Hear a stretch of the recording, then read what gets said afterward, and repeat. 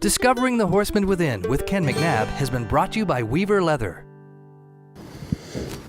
Accountability is one of those godly character traits that fits into horsemanship like a glove.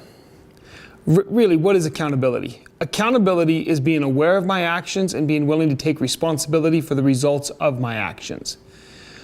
If I don't hold myself accountable, there's no way I can hold my horse accountable. And if I don't hold my horse accountable, he's not safe to ride. How do you hold your horse accountable? Well, let's make some simple examples. If I ask my horse to stop, he has to stop. Whoa isn't a suggestion, it's a command.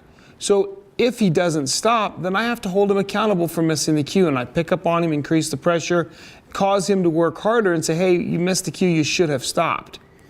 It's the same in our own life. There's lots of times when we should have stopped, when we shouldn't have proceeded with whatever it is we did, but we did, and now we're accountable for those actions. If I lose my temper with my horse, right, and I apply way more pressure way too suddenly, what's going to happen is that horse is going to get nervous, he's going to get hot, and I'm going to have to deal with the results of my temper. So in the end, I'm going to be held accountable for my actions by my horse. I think God expects us to hold ourselves accountable. He certainly tells us He will hold us accountable. He tells us actually in Scripture that we will someday account for every idle word spoken. So I try to think about that in my life every day. I try to ask myself, do I want to be held accountable for what I'm about to do? Do I want to be held accountable for what I'm about to say?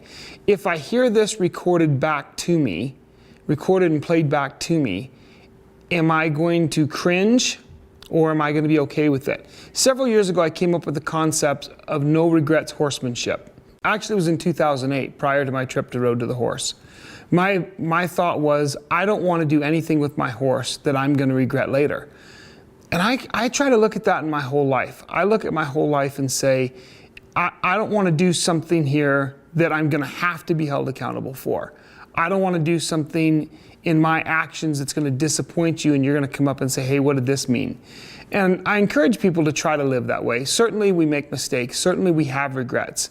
But if we ask ourselves before every action, is this something that I'm going to regret? Is this something that I'm going to be proud of? Then being held accountable for our good actions isn't an issue. It's only being held accountable for the stuff we regret.